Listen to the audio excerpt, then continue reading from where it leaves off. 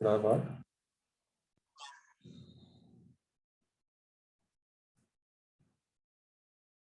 So these are then probably the molecules which are absorbing the ultraviolet light and emitting in the infrared.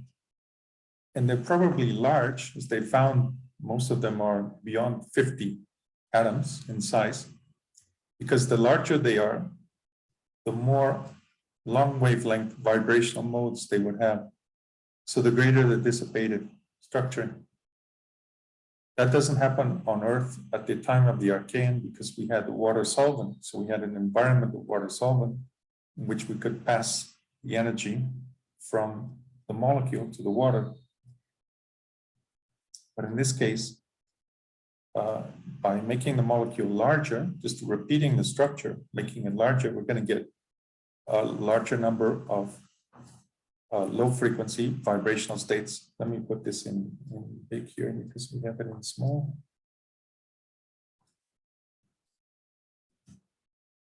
Okay, so that is a plausible reason for why these molecules are large in space,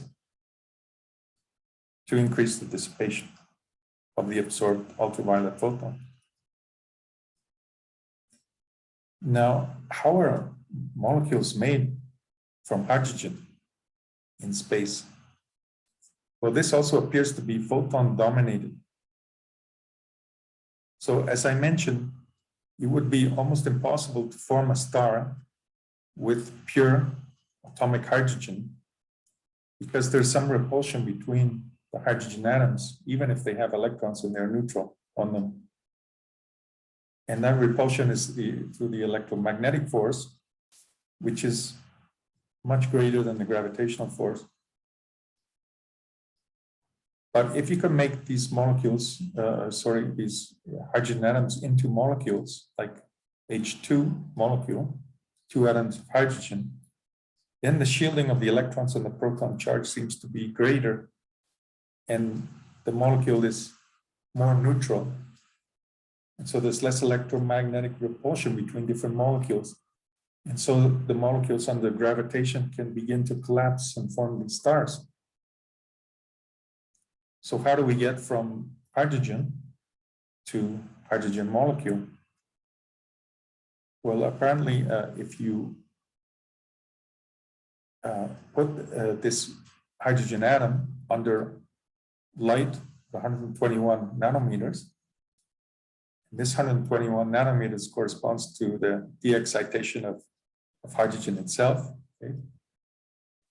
You can push this hydrogen atom into an excited state, the 2s state. And in that state, so the electron is in a higher orbital, energy orbital. In that state, there's an attraction to an electron, so it can form a hydrogen ion, hydrogen minus ion. So you have, this corresponds to a proton with 2 electrons in orbit around it. So you have a H minus ion. Now you can also get protons, which are just hydrogen atoms, which are ionized. And so if this negative hydrogen ion comes together with a positive hydrogen ion, that can form a hydrogen molecule, H2. So apparently we need light, UVC light, of 121 nanometers to form hydrogen molecules. And we need hydrogen molecules to form stars, and we need stars to form all of the other elements which make up our universe today.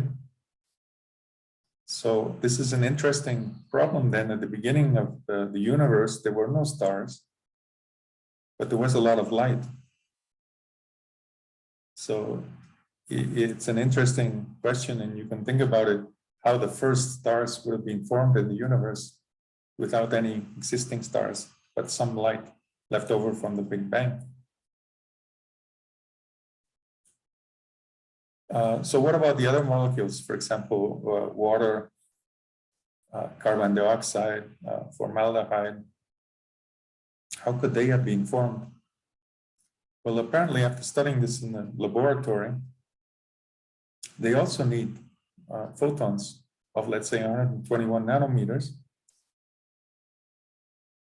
coming on one of these molecules formed in this way. And that's forming another molecular charge. So that's removing an electron. And then it can come together with another neutral hydrogen molecule to form H3 plus and a hydrogen atom, neutral hydrogen atom. So it turns out that this H3 plus is a very effective catalyst. So for instance, if you want to get from oxygen, let's say, to this hydroxy ion, you just go through with this catalyst, H3 plus, an oxygen molecule, and giving off a hydrogen molecule leads you to OH. Okay. And if you want to go, for example, from CO2 to formaldehyde, you again go to this H3 plus catalyst, giving off a hydrogen molecule and forming this formaldehyde. So to form these molecules in space, carbon dioxide, water, formaldehyde, you need light in the UVC range.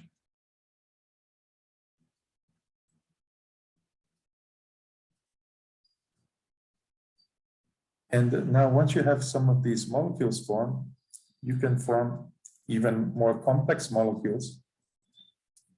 Also through UV reduction, for example, in this case, that means removing an oxygen, going from CO2 to CO and then to carbon ion. And then coming together with hydrogen, which is, for example, produced through the photolysis of water molecule. And we can form these hydrocarbons. And this is the case of ethane. And they can grow in size. And these, which are linear chains, which are basically saturated, so they have no double bonding here. So they're not absorbing in the UV range. They are known as aliphatic hydrocarbons. Now, it turns out that these aliphatic hydrocarbons are formed at a stage when the central star is still cool and not emitting much UVC light. But these compounds will gradually transform into aromatic hydrocarbons. This with the aromatic with the type of benzene ring here. These are the PAHs, these polyaromatic hydrocarbons. And they transform that way because this is a type of dissipative structuring. We're producing molecules which are absorbing more and more strongly this UVC light and dissipating it into heat, into infrared. This happens when the star becomes hotter, so it starts emitting ultraviolet light. And they have actually found that association. So before the complete collapse of the star, we have these aliphatic. So before much nuclear burning, we can produce these molecules. And when the star is hot enough and we get much more light in the UVC range, we start producing these aromatic hydrocarbons. So the experimental work was done by Gramesinger and Hoyle. And they have a journal, which is known as the Journal of Astrobiology and Outreach. So with a partner or a collaborator, Alex Simonov from Macedonia, we wrote this paper and published it in 2017, giving our explanation as to these explanations that I have given on the previous slides for forming these aromatic hydrocarbons. because Hoyle and Wick-Ramasinger showed that the same aromatic organic molecules were responsible for absorption of the UV light and also emission of that UV light degraded into the infrared. So what we tried to do in our article was to show that this is a natural process which will occur through dissipative structuring. There was no reason for this to occur in space without dissipative structure. So we gave a reason behind that, and it was accepted. Hoyle is no longer alive, but Wick-Ramasinger is still alive, and he's the editor of this journal.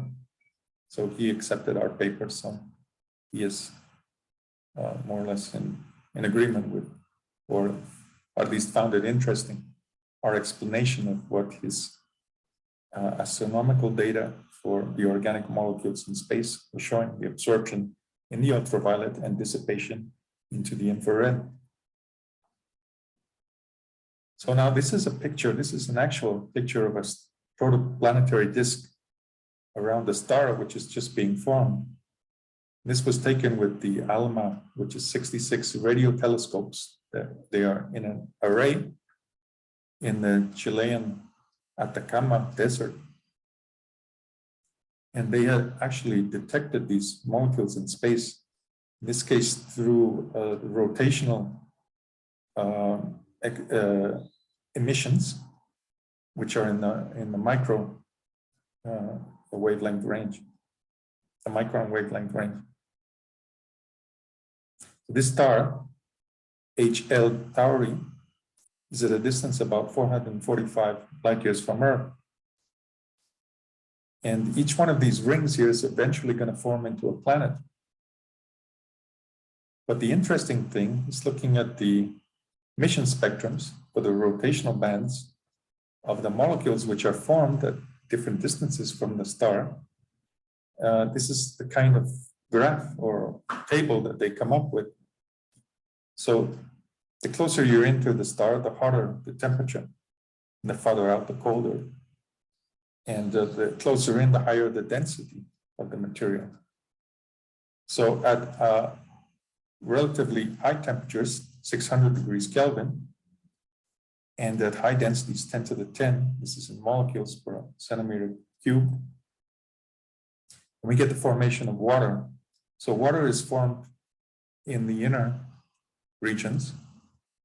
And as we go out, we get the formation of these different molecules, no? From water all the way to carbon monoxide, hydrogen cyanide, and formaldehyde.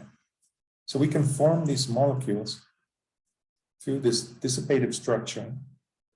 And that, of course, depends on the photons available, the wavelength range. Because these are carbon-based molecules, the wavelength range has to be between about 180 and 285 nanometers. Depending on the temperature and densities of the material, we get a different concentration profile for these different organic molecules. So they've discovered that with this ALMA radio telescope. This is a real picture. It's a very beautiful picture, no, of a star forming, a planetary formation around a new star, and how the different organic molecules are formed at different distances with respect to the star. So we have also found organics on Titan. And the idea here is on Titan, well, it also has an atmosphere of carbon dioxide, nitrogen. And the idea is that also with sunlight coming from our sun, and with the shorter wavelength photons, we can disassociate or ionize. That means break up or remove the electrons from these different molecules, which are in the upper atmosphere, and then form benzene, which is this aromatic molecule made up of 6 carbon atoms with this conjugation. So it's absorbing now in the more larger wavelength UVC range. And then these can form what are known as toluenes, which are just like the polyaromatic hydrocarbons, but they contain other molecules, for example, nitrogen. They're not pure carbon molecules. They also contain oxygen, nitrogen. And these have a red color, which means that they are emitting in the red, or they are reflecting the red and absorbing in the visible. So that is something like what is happening with the organic molecules on Earth. Remember that on Earth, when you get to about 700 nanometers, which is the red edge, then the pigments start reflecting light and not absorbing and dissipating that light. And we showed that that was probably due to the fact that these pigments are finite size and they have a finite lifetime. So they can only handle a certain number of photons per unit area. Now, Titan is farther away from the sun than the Earth, so it receives less photons, but it has a completely different chemical makeup of the atmosphere as the Earth had at that time, or seemed to be different. And the temperature, all the physical conditions are much different. So the organic molecules, the organic pigments, will not necessarily be the same as those on Earth. But the idea is still the same, that we have a sort of dissipative structuring, which is producing these organic pigments, which is absorbing in the visible and in the ultraviolet and dissipating in the red or the infrared. So for example, these are the polyaromatic hydrocarbons. They're basically benzene rings.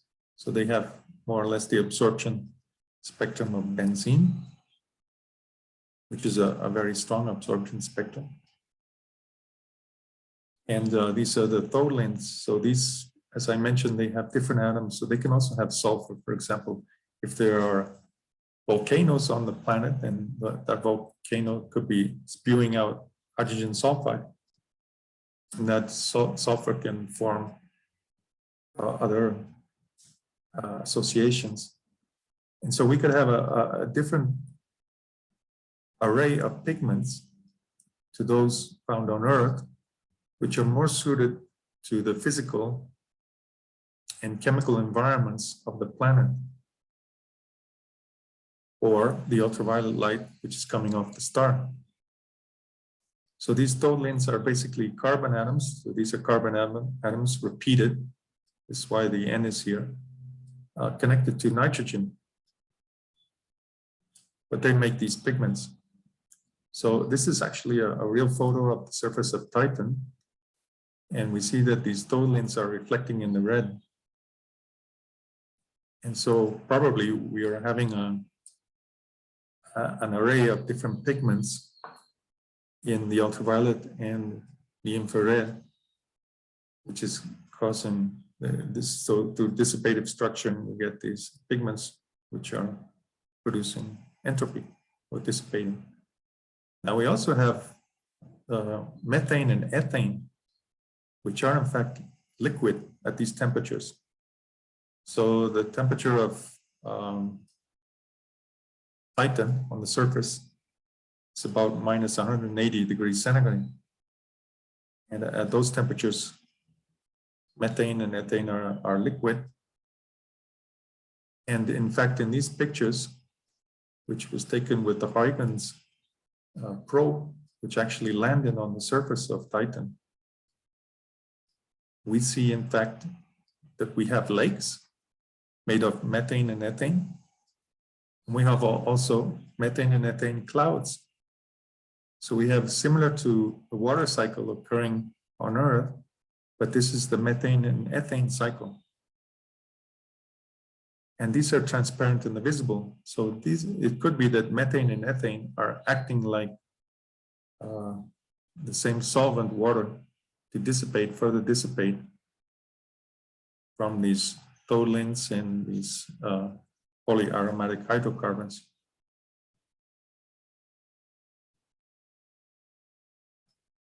So this is just different photos taken at different times, a year apart. and showing clouds and how some of the lakes are dried up in some views and more pronounced in other at different times. It means that this is an active water cycle which is occurring on the surface of Titan. And that water cycle is part of the dissipative structuring, so that if you like, it's another ecosystem at a completely different temperature, but doing essentially the same thing as our ecosystems on Earth, absorbing visible and ultraviolet light and dissipating that into the infrared. And we also see that on Pluto, which is the farthest the planet. I think it was not its status as a planet has been changed because they've been finding many other planets, even larger ones, at a greater distance than Pluto. But they visited this in 2015 with this spacecraft called the New Horizons. And they took many pictures and, of course, did an analysis of the material on the surface. And they found that these white areas appear to be frozen nitrogen and methane, and maybe carbon monoxide. While the dark areas here, these dark areas, may be rich in hydrocarbons, like these tholins, which are found on Titan. So we could have even on Pluto, which is even farther away than Titan from the sun, we could have also some dissipative structuring, producing pigments which are absorbing these darker ones, or that they're darker because they are absorbing more of the light, the visible light, and dissipating that into heat. Now also on comets, they have found these organic molecules. So this is very interesting. For example, this comet, which is called Tempel 1, which is about 6.5 kilometers in diameter. It's called Tempel 1 because the comets are named after the researchers or the astronomers that discovered them. So the person that discovered this has the last name of Tempel. So in 2005, NASA actually sent an observer spacecraft to observe this comet close up. And not only that, but to smash a landing vehicle into the comet so that it would kick up dust and whatever molecules were on the surface, and then analyze the absorption or the emission spectrum of that gas and dust. And what they found in those spectra were that these molecules were on the surface of the comet. These organic molecules which have been found on other planets and in our interstellar space, and also tholins and these polyaromatic hydrocarbons. So they could have been collected from the material in outer space, or they could have been produced also because these comets are captured comets. So you know that comets are formed in the Oort cloud, which is a cloud the distance, I think, around twice the distance of Pluto from the sun. So they're very far away. But there's an awful lot, many billions of comets, which are like the leftover remnants of our solar system on the very outer edges. And these comets have very long orbital times around our sun. But when some of them come close to Jupiter, they get trapped into the inner solar system. And so some of the comets, like the Halley's Comet, have orbit times of only about 70 years, instead of many hundreds of millions of years of the outer comets. So these are trapped within the inner solar system due to the gravitational attraction of the heavier outer planets. And so the interesting thing is that even on these comets, we have found these organic molecules. And there may be that they are, as I said, formed because when the comet gets close to the sun in its orbit, then we start getting liquid water, because these comets are made up of basically water, ice. But when they come close to the sun, they start to melt. And that is when we could have this dissipative structure more feasible on the surface of the comets. This is another comet, which was known, these are the guys who found it. It's known as the Rosetta Comet. And it was also visited in 2014. And in this case, the idea was to put a lander on the surface of the comet and actually analyze the material on the surface. And so this is the idea. This is the Philae probe, which was supposed to land on the comet and analyze the material. But this comet is about, if I'm not mistaken, about 14 kilometers in size, maybe the size of the Distrito Federal, Mexico City. And so it has very little gravitational attraction. So it's very difficult to land a lander on such a comet. So the idea was that it would get close, and then as soon as it touched, the lander would experience deceleration, and then some harpoons would be sent out into the surface so that this lander would be stuck to the planet, so that it would be close to the planet. But what happened is that the material is very soft on the surface. And so there wasn't such a deceleration, wasn't sufficient to send out the harpoons to trap it onto the surface. So the comet, so the lander actually bounced off the comet and went a distance of about 1 kilometer away before again being pulled in by its gravitational attraction, which is very weak.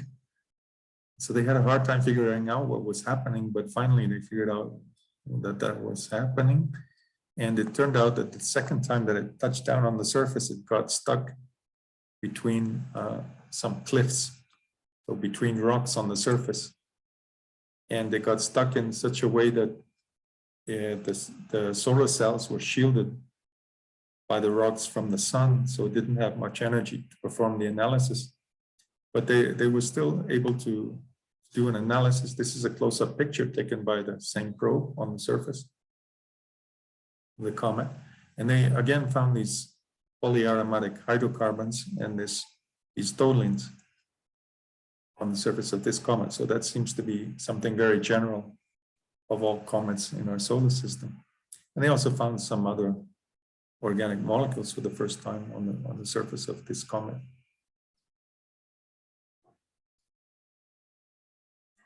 So then in conclusion, well, organic pigments are ubiquitous in space because of dissipative structuring is occurring in space with starlight, with this UVC light coming off the stars. However, to form the stars, we need UV light at about 127 nanometers. That's to produce these hydrogen molecules and allow the system to gravitationally collapse, to have the system hot enough to have nuclear reactions occurring, and thereby produce the other elements. And then from these elements, from different earlier generation stars, through supernova explosions into space, the material gets distributed, and then this material can form molecules through dissipative structuring. So there's again this sweet spot for dissipative structuring, which is about from 180 nanometers to 286 nanometers, 290 nanometers. So in this region, if we go to shorter wavelengths, then we start ionizing these carbon-based molecules. They start breaking apart. And if we go to longer wavelengths here, then what happens is we don't have enough energy to break a covalent bond, to remake these particles, to allow dissipative structuring to occur. So this is again this other sweet spot, and it's very interesting that this also is in just about the same range as the UVC light, which was arriving at Earth's surface in the Arcane at the beginning of life. So these pigments, which are found in space and on the comets and on the other bodies of our solar system, are basically these PAH structures with tholins, which are the PAHs. They are similar, but they contain also nitrogen and oxygen. If those existed in the environment, for example, on the planets. So these organic pigments are found, in fact, on comets, planets, meteorites, and the interstellar space, and around star-forming regions, and around the new solar systems which are being formed. So probably then we can say that life, carbon-based life, probably exists, at least at some stage, on most of the stars, which are at least G-type stars that have ultraviolet light within this range. So this dissipative structuring seems to be something very universal in our universe. So we could expect that there should be life, maybe not intelligent life, but at least life on many other planets, even within our own galaxy. So that's basically what I wanted to give today. So the homework, I think it's number 6, not number 5. I may be mistaken, but the homework the first one is to investigate what organic molecules have been found on Mars. I didn't talk much about Mars today, but what organic molecules have been found on Mars. Very recently, they found some new organic molecules on Mars through the, I think it's the rover vehicles which are going around Mars today. And then could any of these be considered as pigments in the UV range? And explain why, if Mars, let's say many billions of years ago, had a more hospitable climate, a warmer climate, and it had water on its surface, as many are suspecting, and many evidences to indicate that. And now they found a lot of frozen water on the surface of Mars. Explain why it would have been difficult for these organic molecules to survive on the surface until today. So that again has to do with the atmosphere and what kind of light was coming in and destroying these molecules through ionization or through photolysis. And the second part of the homework is by comparing the binding energy of silicon. So silicon it falls in the same column as carbon. So it also has covalent possibility of many covalent bonding. And so we could imagine a life based on silicon instead of those based on carbon. But based on the binding energy of the double covalent bonds of silicon, so you have to look that up and compare it to carbon double covalent bonds, and suggest what wavelength ranges would be adequate for dissipative structuring of silicon molecules. And then discuss the possibility of life being formed on other planets of other stars made up of silicon instead of carbon, which has always been a possibility they have been considering. But now through dissipative structuring, we could say whether that would be viable or inviable. So please look that up. And try to give as much detail as you can as time allows. Okay, are there any questions concerning the homework first? And then we'll go maybe in the next hour into questions, or if there's not too many questions, we can finish early today. So any questions about the homework? It's 2 weeks. Yes, also 2 weeks. Thanks. Okay. No other questions? Okay, any questions about the talk in general then?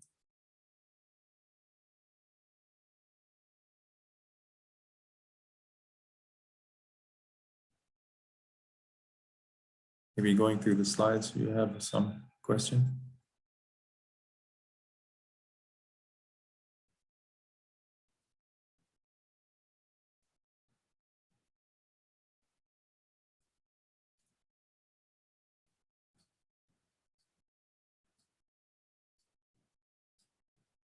We have less than a minute. So if not, maybe we'll finish early today then. And leave it at this. Okay. Have a good Okay, Doc.